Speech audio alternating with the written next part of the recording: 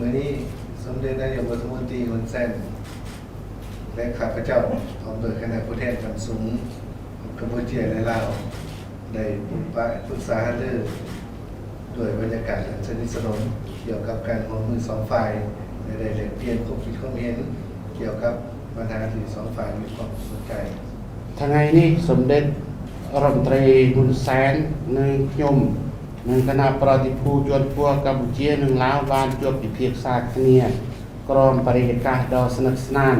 អំពីកិច្ចសហប្រតិបត្តិការទ្វេភាគីយើងក៏បានផ្លាស់ប្ដូរគំនិតការងារជាមួយគ្នា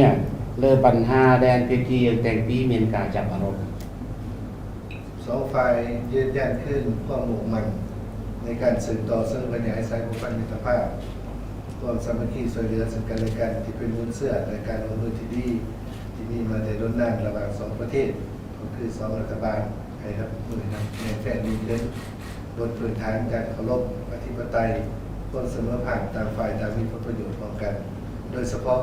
นับตั้งแต่2ฝ่ายได้ยกระดับการพัวพันร่วมมือเป็นผู้ความมีทักษะออกด้านหน่วยคงในระหว่าง2ประเทศ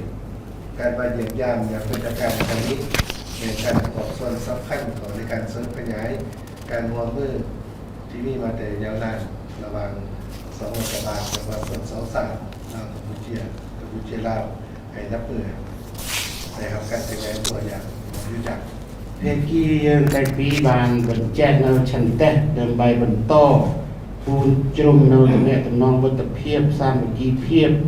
ជាប្រពៃណីរវាងឡាវនិងកម្ពុជាដែលមានស្រាប់តាំងពីបុរាណកាលរវាងប្រទេសយើងទាំងពីរក៏ដូចជារដ្ឋាភិបាលទាំងពីរឲ្យកាន់តែរឹងមាំថែមទៀតចូលរើមូលដ្ឋានគោរពអធិបតេយ្យសមាភាពនិង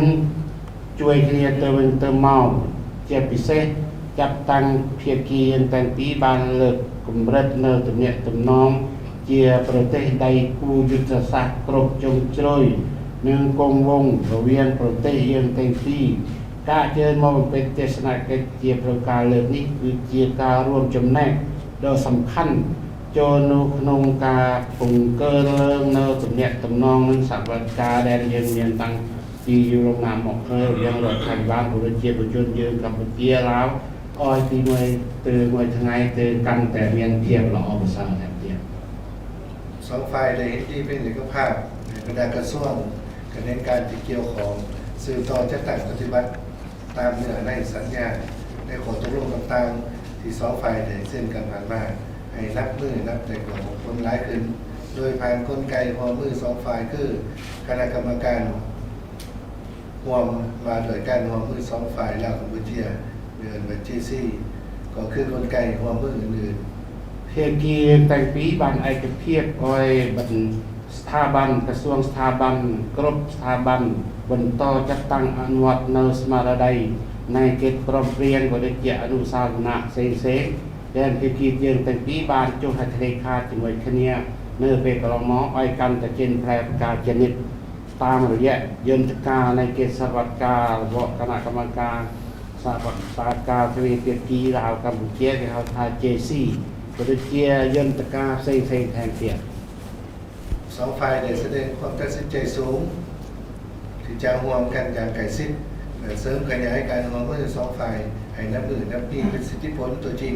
แก่ประชาชน2ประเทศភាគីទាំងពីរបានបដិញ្ញាចិត្តដ៏ខ្ពស់ដើម្បីរួមគ្នាយ៉ាងជិតដិតដើម្បីពង្រឹងនៅកិច្ចសហប្រតិការទ្វេភាគីឲ្យពីមួយថ្ងៃទៅមួយថ្ងៃកាន់តែមានប្រសិទ្ធភាពជូនប្រជាជនយើងទាំងពីរដូចជាเป็นต้นสืบต่อร่วมกันจัดตั้งปฏิบัติอย่างมีประสิทธิผลบรรดาการตกลงของการนำผ่านสู่ของ2ประเทศในบรรดาเอกสารร่วมมือ2ฝ่ายที่ร่วมกันในทุกระดับបន្តនៅការអនុវត្តយ៉ាងមានប្រសិទ្ធភាពរបស់កិច្ចព្រមព្រៀងរបស់ឋានៈដឹកនាំរបស់ប្រទេសយើងទាំងពីរក៏ដូចជាបណ្ដាឯកសារในកិច្ចសហប្រតិការយើងទាំងពីរเพิ่มทวีการร่วมมืออย่างแน่นแฟ้นด้านการเมืองการต่างประเทศป้องกันศาสตร์ป้องกันความสงบเพื่อร่วมกันรับมือกับสิ่งท้าทายใหม่បង្កើននៅសហប្រតិការខាងនយោបាយការបរទេសការពារជាតិសន្តិសុខ เดินไปรวมคณีสหการประชังหนึ่งเพียบประชมทำไม สืบต่อแหล่งเปลี่ยนการเยี่ยมยามซึ่งกันและกันในทุกระดับเพื่อแหล่งเปลี่ยนบทเรียนในปรึกษาหรือการละเอียดในการจัดตั้งปฏิบัติขอตกลงของการนำสองฝ่าย បន្តផ្លាស់ប្ដូរទស្សនកិច្ចគ្នាទៅវិញទៅមកនៅគ្រប់ថ្នាក់ដើម្បីផ្លាស់ប្ដូរបទពិសោធន៍ប្រជាមេរៀន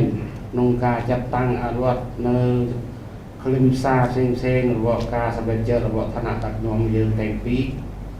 การสืบต่อปรึกษาหรือกันเพื่อแก้ไขและกำหนดเส้นชายแดนที่ยังคงค้างให้สำเร็จโดยไวซึ่งวันนี้พวกเราได้ลงนามสนธิสัญญาว่าด้วยการกำหนดเส้นชายแดนระหว่างสปป.ลาวและราชอาณาจักรกัมพูชาใน86ส่วนห้อยของชายแดนทั้งหมดที่สำเร็จการปักหลักไว้แล้ว បន្តពិភាក្សាគ្នាដកស្រាយបញ្ហាក៏ដូចជាការសិក្សានឹងការចុះពិនិត្យតំបន់ព្រំដែនដែនសេសនតែថ្ងៃនេះយើងបានចុះហត្ថលេខាលើសន្ធិសញ្ញាស្តីពីការកំណត់ព្រំដែនរដ្ឋរវាងប្រទេសឡាវនិងកម្ពុជាដែលយើងបានសិក្សាបាន 86% របស់ព្រំដែនឡាវកម្ពុជាទាំងអស់ដែលបានបកของអូសីមាបានមួយចំនួនបាទ สุขอยู่ให้เพิ่มที่นี่ให้มีการลงทุน2ฝ่ายหลายขึ้นในโอกาสนี้ข้าพเจ้าเสนอฝ่ายกัมพูชาให้การร่วมมือและสนับสนุนการลงทุนของภาคส่วนธุรกิจลาวอยู่กัมพูชาซึ่งในฝ่ายลาวก็จะสนับสนุนและอำนวยความสะดวกให้แก่ภาคส่วนธุรกิจที่ลงทุนและดำเนินธุรกิจอยู่สปป.ลาว ហើយជំរុញបង្កើននៅការវិនិយោគរវាងភាគីទាំងពីរឲ្យកាន់តែច្រើនឡើងនៅក្នុងឱកាសនេះក៏ខ្ញុំមានសំណើឲ្យភាគីកម្ពុជាសហការនិងគាំទ្រការវិនិយោគរបស់ធុរកិច្ចរបស់ឡាវនៅកម្ពុជាថែមទៀតក៏ដូចជាខាងឡាវក៏នឹងគាំទ្រជំរុញភាពងាយស្រួលជូនខាងធុរកិច្ចរបស់កម្ពុជាដែលកំពុងអនុវត្តការងារនៅប្រទេសឡាវផងដែរ การสืบต่อเพิ่มทวีการร่วมมือในด้านการค้า2ฝ่ายกวดล้อมโดยสงสัยการขยายการค้าที่2ฝ่ายมีท่าแห่งเป็นต้นเป็นผลิตภัณฑ์ที่สามารถผลิตได้อยู่ภายในของประเทศตนรวมทั้งพลังงานไฟฟ้า បន្តនៅការបង្កើនសហប្រតិបត្តិការខាងពាណិជ្ជកម្មរបស់ភាគីទាំងពីរឲ្យទូលំទូលាយដើម្បីខិតខំធ្វើពាណិជ្ជកម្មជាមួយគ្នាតាមសក្តានុពលជាពិសេសការផលិតកម្មនិងការផលិតនៅផ្ទៃក្នុងរបស់ខ្លួនដូចជារួមទាំងធម្មពលអគ្គិសនីផងដែរ เพิ่มทวีการร่วมมือการเสริมโยงด้านคมนาคมและการท่องเที่ยว2ฝ่ายเป็นต้นเป็นการเปิดเส้นทางเดินรถเส้นทางอากาศการรวมกันให้เป็นปกติโดยสมทบกันในการท่องเที่ยวเพื่อสุขยุ่งการไปมาหาสู่ของประชาชน2ประเทศก็คือนักท่องเที่ยวประเทศที่3 បង្កើនឡើងនៅសហប្រតិបត្តិការសាមញ្ញកម្មផ្លូវគមនាគមន៍ក៏ដូចជាខាងវិស័យទេសចរណ៍របស់ភាគីយើងទាំងពីរដូចជាការបើកផ្លូវធ្វើដំណើរខាងផ្លូវគោកផ្លូវអាកាសរួមគ្នាឲ្យមានភាពប្រក្រតីជាពិសេសសហការជាមួយខាងអាជ្ញាធរទេសចរណ៍ដើម្បីជំរុញការទៅមករកគ្នារបស់ប្រជាជនយើងទាំងពីរក៏ដូចជាឆ្លងកាត់ប្រទេសយើងទៅប្រទេសទី3ផងដែរ การสืบต่อเพิ่มทวีการร่วมมือด้านการศึกษาวัฒนธรรมสังคมด้านสาธารณสุข បន្តបង្កើននៅសវត្ថិការខាងអប់រំវប្បធម៌សង្គមគិច្ចនិងសាសុខាភិបាល สืบต่อประสานสมทบกันในการเคลื่อนไหวในพื้นที่ภาคพื้นและสากลเพื่อผลประโยชน์ของ2ประเทศ បន្តសម្របសម្រួលសហការជាមួយគ្នានៅក្នុងការធ្វើសកម្មភាពនៅតំបន់ក៏ដូចជានៅអន្តរជាតិដើម្បីផនប្រយោជន៍របស់ប្រទេសយើងទាំងពីរ ในโอกาสการพบปะ2ฝ่าย2นายกรัฐมนตรีก็ได้พบกันลงนามจำนวน2เอกสาร ក្នុងឱកាសមានការជួបទ្វេភាគីរវាងនាយករដ្ឋមន្ត្រីយើងទាំងពីរក៏បានមានការចុះហត្ថលេខាលើឯកសារ3 เรื่องสนธิสัญญาว่าโดยการกำหนดชายแดนระหว่างสาธารณรัฐประชาธิปไตยประชาชนลาวและราชอาณาจักรกัมพูชา ឯកសារទី1គឺសន្ធិសញ្ញាស្តីពីការកំណត់ព្រំដែនរដ្ឋរវាងសាធារណរដ្ឋប្រជាធិបតេយ្យប្រជាប្រដ្ឋឡាវនិងព្រះរាជាណាចក្រកម្ពុជា ส 2เป็นเพนปฏิบัติงานร่วมระหว่างสาธารณรัฐประชาธิปไตยพิษณุโลกในราชอาณาจักรกัมพูชาในปี 2023-2027 เอกสารที่2คือเอกสารแผนการสกรรมเพียบระเวียงสาธารณรัฐประชาธิปไตยประชาธิปไตยลาวនិងប្រទេសអាណាចក្រកម្ពុជាចាប់ពីឆ្នាំ2023ដល់ឆ្នាំ2027 Action Plan และอีกฉบับหนึ่งเป็นฉบับที่3เป็นลงนามโดยทางรองนายกรัฐมนตรีต่างประเทศและรัฐมนตรีประจำสำนักงานนายกรัฐมนตรีของกัมพูชาบทบันทึกกองประชุมคณะกรรมการสายแดนร่วมลาวกัมพูชาและกัมพูชาลาวแบบทางไกลครั้งวันที่9-24มังกร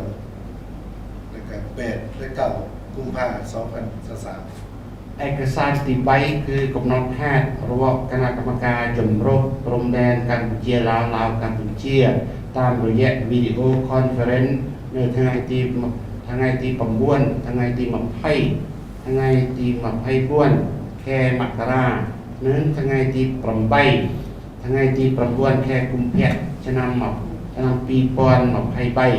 ចុះហត្ថលេខាដោយឯកឧត្តមវ៉ាគីមហុងទេសរដ្ឋមន្ត្រីនិងប្រធានគណៈកម្មការជំរុំព្រំដែនកម្ពុជាឡៅនិងឯកឧត្តមស្រីវិស័យឧបនាយករដ្ឋមន្ត្រីនិងរដ្ឋមន្ត្រីក្រសួងការបរទេសជាប្រធានគណៈកម្មការជំរុំឡៅព្រំដែនឡៅកម្ពុជាในโอกาสการพบปะครั้งนี้สมเด็จนายกรัฐมนตรีฮุนเซนก็ได้เชิญข้าพเจ้าของภรรยาและคณะเดินทางไปเยี่ยมยามทางการอยู่ราชอาณาจักรกัมพูชาในปี 2023 ក្នុងឱកាសនេះដែរសម្ដេចអគ្គមហាសេនាបតីតេជោហ៊ុនសែនក៏បានអញ្ជើញខ្ញុំនិងភរិយានិងសាការីអញ្ជើញទៅបំពេញទស្សនកិច្ចជាផ្លូវការនៅព្រះរាជាណាចក្រកម្ពុជានៅឆ្នាំ2023การมาเยี่ยมยามอย่างเป็นทางการในครั้งนี้ของสมเด็จอัครมหาเสนาบดีเตโชฮุนเซนนายกรัฐมนตรีแห่งราชอาณาจักรกัมพูชาในขณะเป็นมีความหมายสำคัญที่สุดต่อการเสริมขยายสายสัมพันธ์มิตรภาพการร่วมมือ2ฝ่ายในฐานะเป็นคู่ร่วมยุทธศาสตร์รอบด้านมั่นคงยาวนานระหว่าง2ประเทศការជឿមកបំពេញទេសនកិច្ចជាផ្លូវការលើកនេះរបស់សម្ដេចអគ្គមហាសេនាបតីតេជោហ៊ុនសែននាយករដ្ឋមន្ត្រីនៃព្រះរាជាណាចក្រកម្ពុជានិងសហការីមានសារៈសំខាន់បំផុតក្នុងការជំរុញពូនជ្រុំនៅទំនាក់ទំនងឡាវកម្ពុជាក្នុងឋានៈជាប្រទេសដៃគូយុទ្ធសាស្ត្រគ្រប់ជ្រុងជ្រោយស្ថិតថេរជាការរវាងពីប្រទេសយើងต่อไปขอถือเป็นเกียรติเรียนเชิญสมเด็จนายกรัฐมนตรีฮุนเซนมีความเห็นជាបន្តទៅទៀតសូមគោរពអញ្ជើញសម្ដេចតេជោហ៊ុនសែនមានមតិ